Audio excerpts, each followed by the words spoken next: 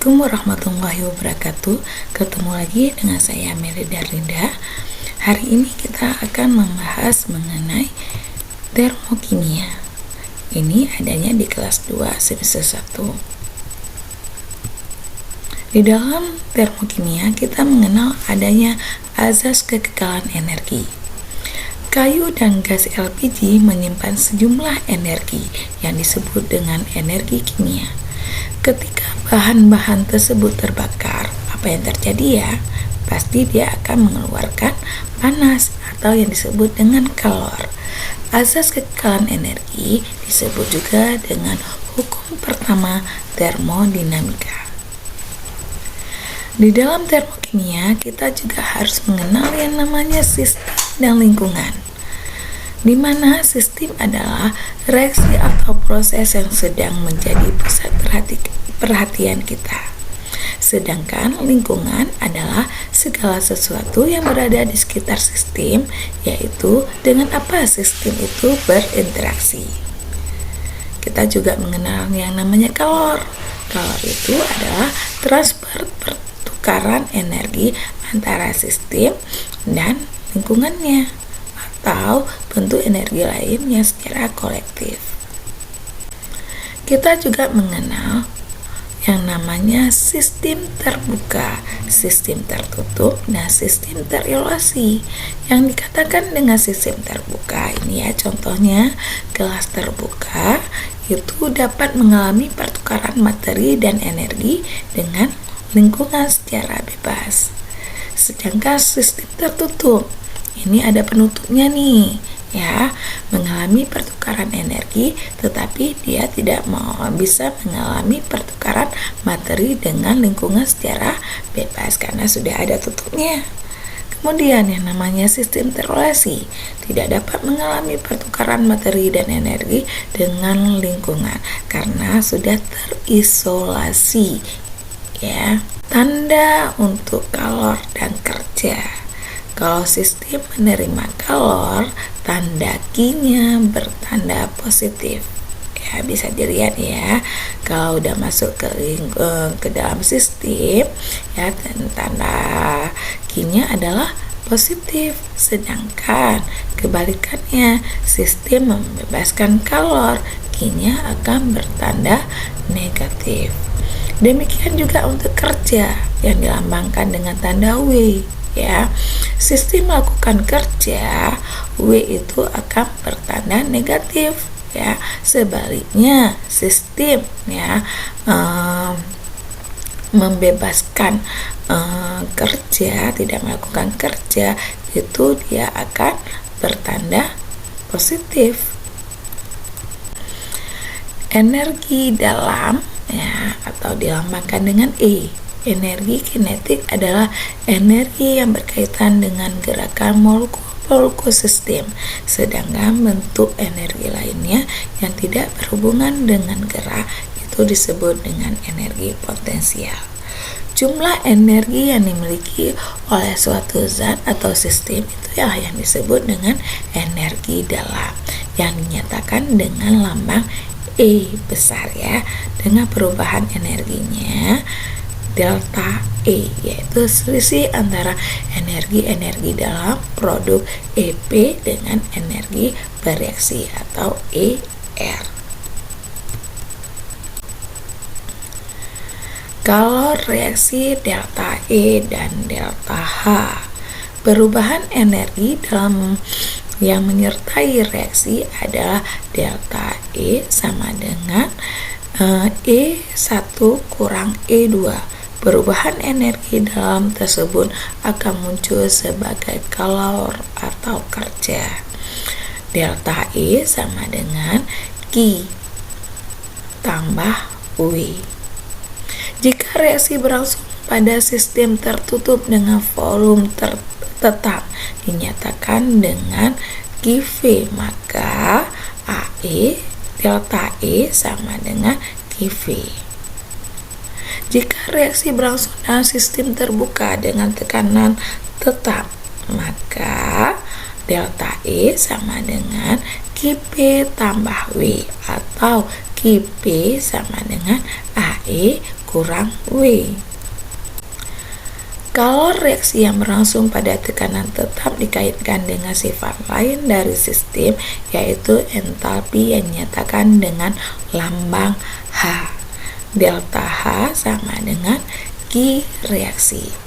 Besaran untuk menyatakan kalau reaksi yang berlangsung pada tekanan tetap, yaitu sama dengan perubahan entalpinya, di mana reaksi pada tekanan tetap Q reaksi sama dengan delta H. Reaksi pada volume tetap Q reaksi sama dengan delta E. Reaksi eksoterm dan endoterm. Reaksi eksoterm sebagai reaksi yang membebaskan kalor, sedangkan reaksi endoterm adalah reaksi yang menyerap kalor. Perbedaannya bisa dilihat pada gambar berikut ini. Kalau ekso dia membebaskan kalor dari sistem ke lingkungannya, sedangkan untuk endoterm itu kalornya dari lingkungan akan masuk ke sistem. Untuk endoterm itu tandanya positif. Untuk eksoterm tandanya negatif.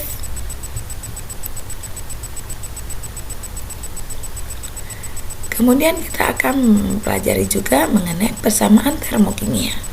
Persamaan termokimia sama juga dengan persamaan kimia, cuma perbedaannya harus mengikut sertakan perubahan entalpinya. Coba lihat ya contohnya yang di bawah ini, di mana gas hidrogen bereaksi dengan gas oksigen menghasilkan H2O. Delta H-nya adalah min 286 kJ, atau gas hidrogen ditambah dengan gas oksigen menghasilkan 2H2O, di mana reaksinya adalah min 572 kJ.